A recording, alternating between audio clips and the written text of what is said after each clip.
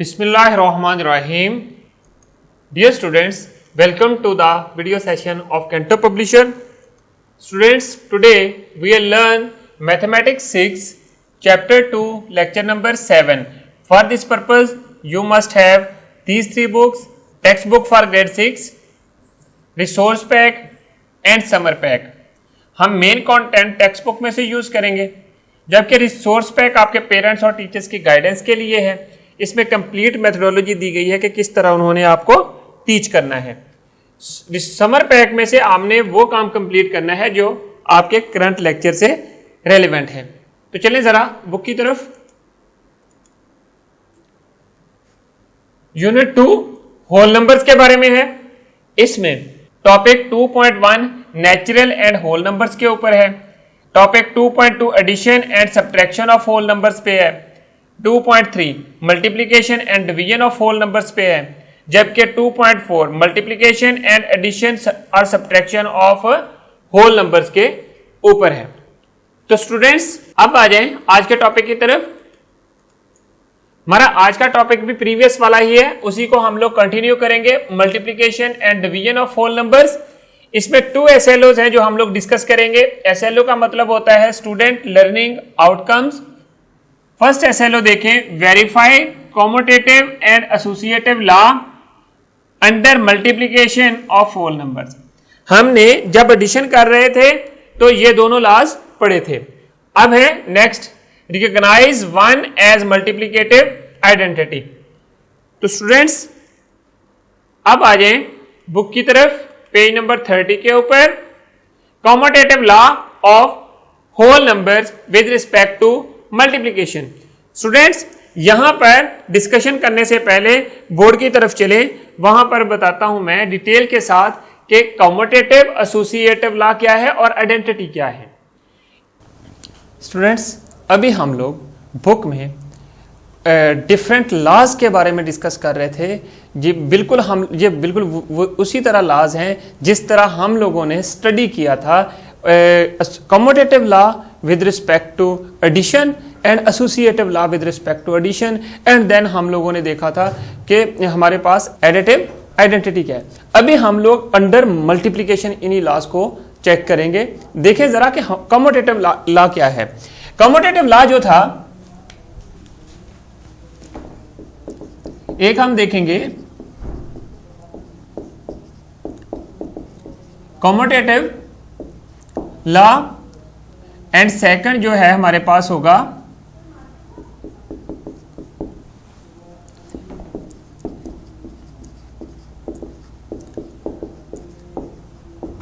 Associative law with respect to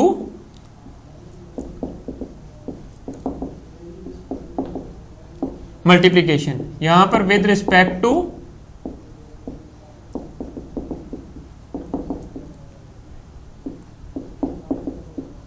multiplication. And then third number पे हम लोग देखेंगे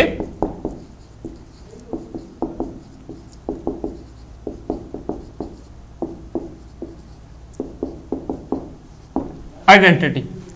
एक चीज आप नोट करें, जब हम लोग यही laws with respect to addition देख रहे थे तो हमारे पास क्या था। सपोज अगर हम लोग 2 नंबर्स को जब एडिशन में जब हम लोग 2 नंबर्स को आपस में मल्टीप्लाई करते थे और फिर उनका ऑर्डर्स चेंज करके अगेन मल्टीप्लाई करके देखते थे, तो हमारे पास क्या चीज बनती थी कि उनका जो रिजल्ट था या रिजल्टेंट था वो सेम रहता था, वो चेंज नहीं होता था। इसी तरह यहां पर हम लोग क्या करेंगे, सपोज मैं एक नंबर लेता हूं 3 और दूसरा 2 है। इन दोनों नंबर्स को जब मैं ऐड करता हूं तो मेरे पास क्या चीज बनती है, 5। अगर मैं इन नंबर्स का ऑर्डर चेंज कर दूं तो क्या चीज बनती है, 2 + 2 की 3 की जगह 2 और 2 की जगह 3 राइट कर दूं तो देन मेरे पास 5 बनते हैं। सो हमारे पास क्या है कि अगर हम लोग sum of 2 numbers remains same if we change the orders of the numbers. अब यहां पर ये अगर हम लोग ऑर्डर चेंज करते थे तो क्या चीज बनती थी कि हमारे पास कोई फर्क नहीं पड़ता था रिजल्ट के ऊपर। सो हम लोग क्या कहते थे कि 3 + 2 that is equal to 2 + 3। Similarly अब यहां पर जो ये एडिशन का साइन है, अगर यहां पर मैं मल्टीप्लीकेशन का साइन कर दूं तो 3 multiply by 2 that is equal to 3 2s are 6 and 2 multiply by 3 that is equal to 6। यहां पर क्या है, एडिशन में हम लोग सम यूज करते हैं और यहां पर हम प्रोडक्ट का वर्ड यूज करते हैं। If we change the order of the numbers in the product the result remains same. हम लोग प्रोडक्ट में ऑर्डर्स चेंज कर दें इन दोनों फैक्टर्स का तो आपके पास जो रिजल्ट है वो सेम रहता है। तो this is the commutative law with respect to multiplication. देखिए 3 multiply by 2 that is equal to 2 multiply by 3 and that is both sign 6 is equal to 6। So आपके पास ये रिजल्ट रहता है। आपने इन जनरल फॉर्म में कोई से भी नंबर ले लें, आप यहां पर मैंने 3 और 2 लिया है, आप अपनी मर्जी से कोई से भी नंबर ले लें। आपकी बुक में भी एग्जांपल्स गिवन है कि कम्यूटेटिव लॉ के लिए हम जब उनका ऑर्डर चेंज करेंगे इन द प्रोडक्ट, ये जो टू नंबर्स का प्रोडक्ट है, तो रिजल्ट जो है वो सेम रहेगा। सो हम लोग इन जनरल फॉर्म में किस तरह राइट कर सकते हैं commutative law? If A and B belongs to whole numbers, then A multiply by B equal to B multiply by A. This is the commutative law with respect to multiplication. So therefore their resultant also belongs to whole numbers. ये चीज आपने note रखनी है।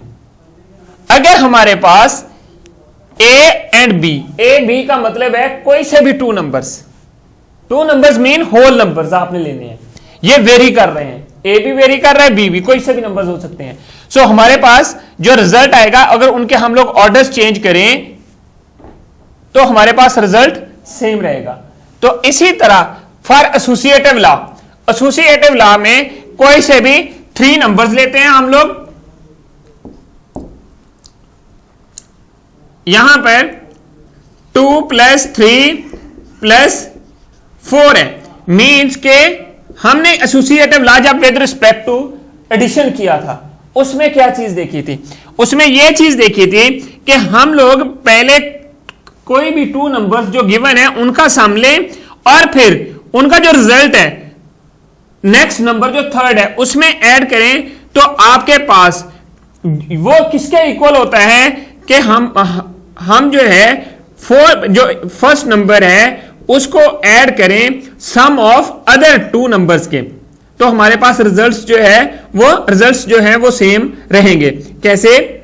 3 + 4, ये चीज हम लोगों ने सीखी थी। अब यहां पर क्या करना है, ये था विद रिस्पेक्ट टू एडिशन। इसी तरह हम लोगों ने अब विद रिस्पेक्ट टू मल्टीप्लीकेशन देखना है। 2 multiply by 3 that is equal, again multiply product of first 2 numbers multiply by the third number that is equal to the first number multiply the product of other 2 numbers, so that is equal to, so we can write over here 3 multiply by 4.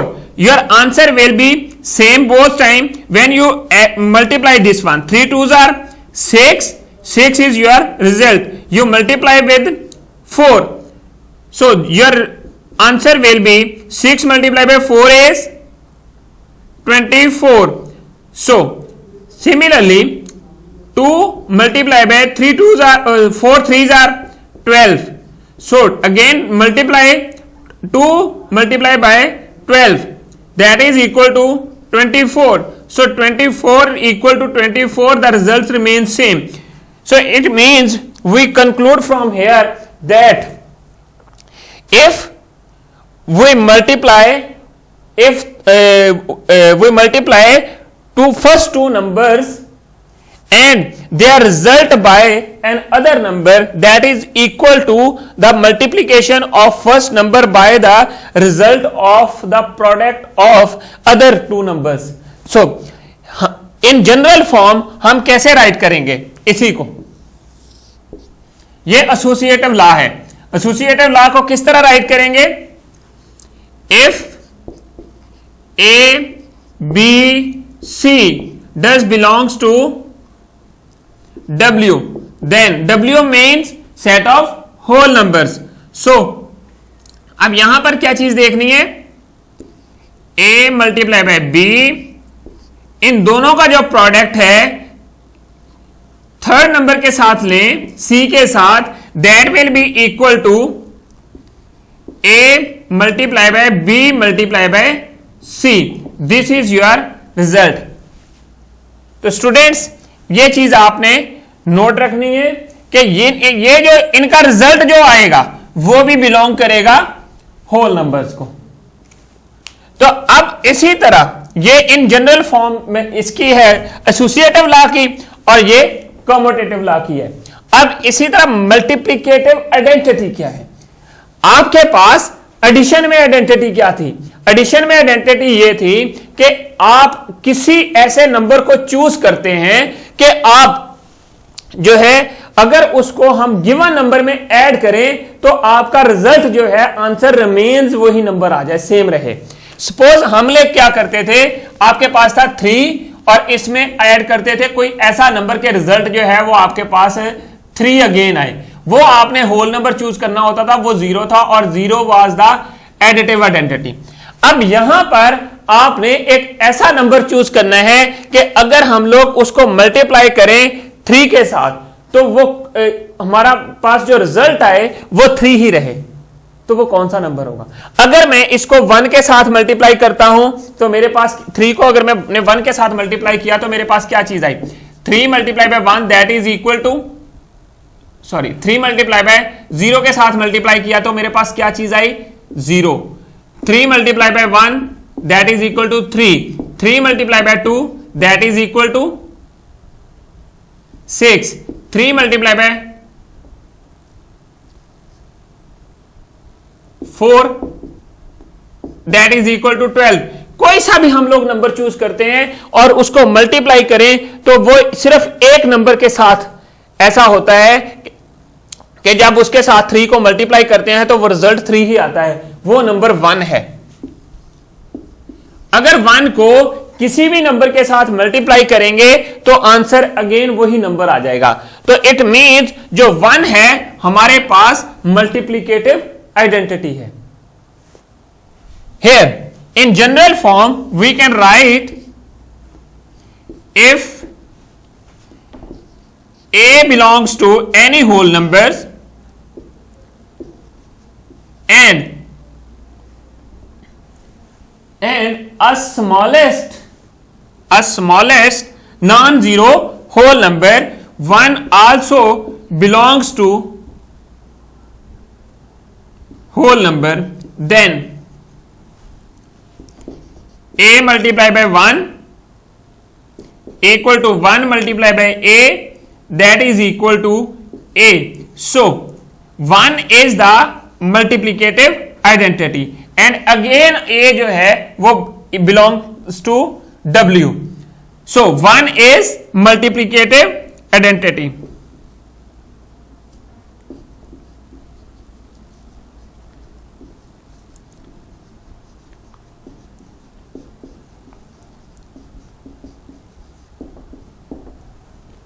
That is.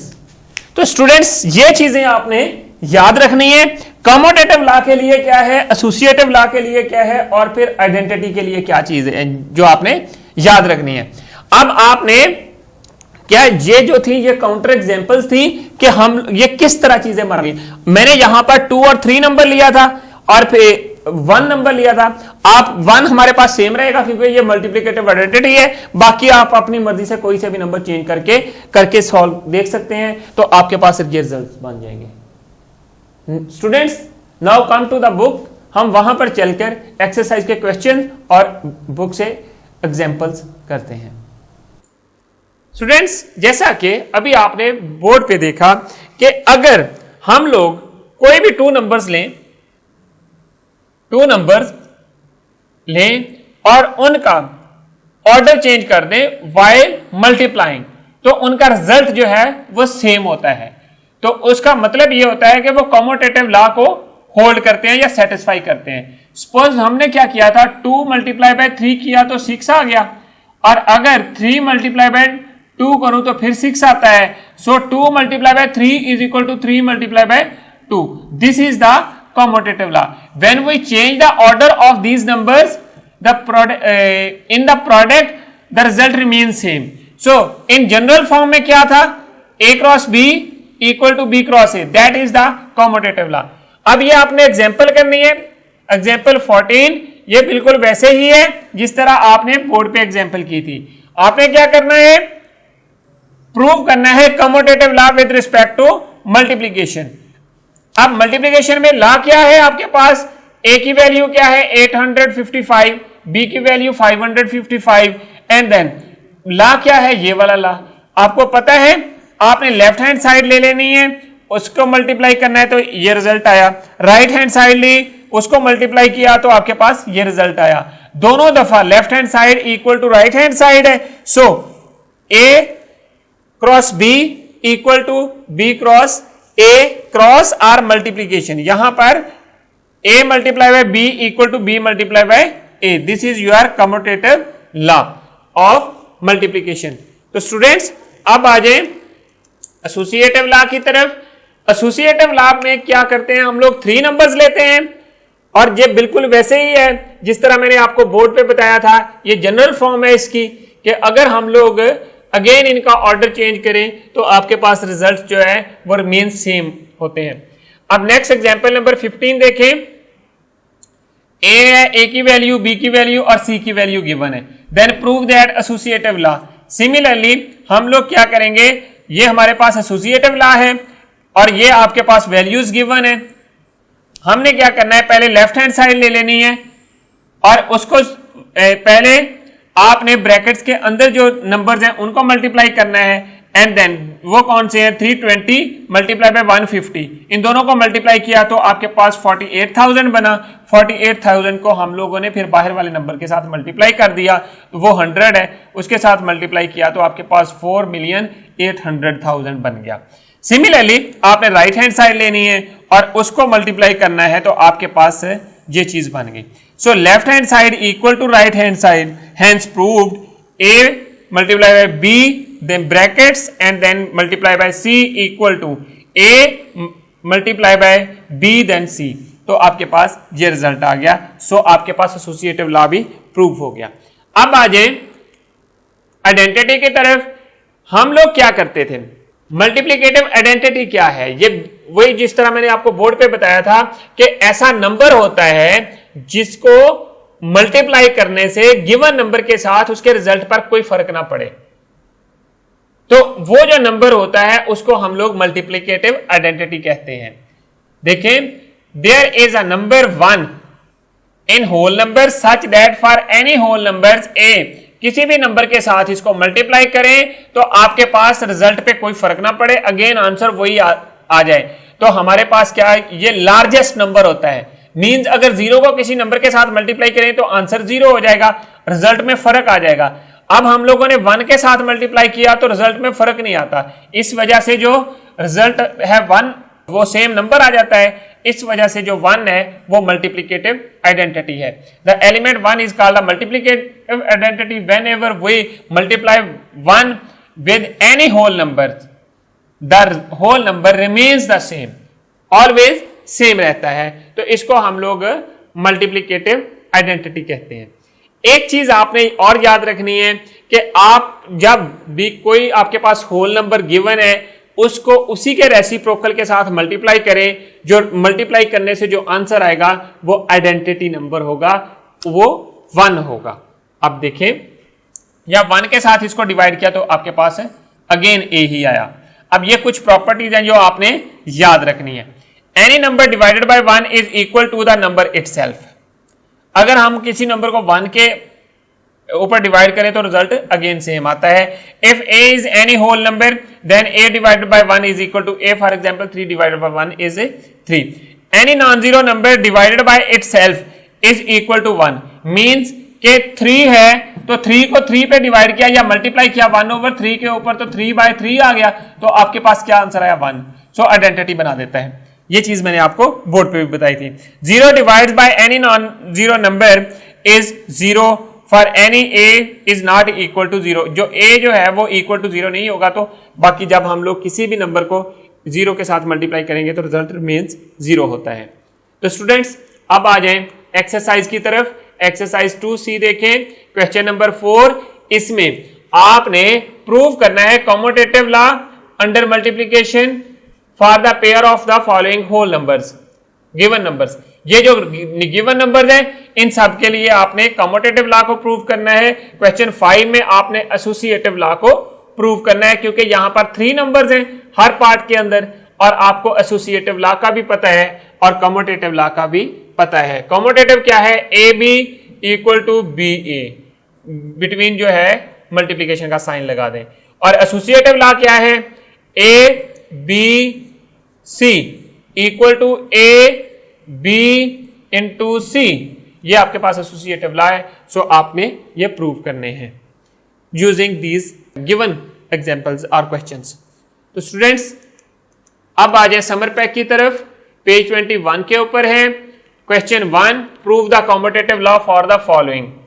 In numbers के लिए पहले left side लें फिर right side लें, दोनों का answer same आना चाहिए, तो आपके पास रिजल्ट जो है वो कम्यूटेटिव लॉ जो है प्रूव हो जाएगा। अब नेक्स्ट क्वेश्चन में देखें, उसमें आपने एसोसिएटिव लॉ को प्रूव करना है। क्वेश्चन नंबर 2 में यहां पर देखें, ये हमारे पास associative law a equal to B is equal to C is equal to this one.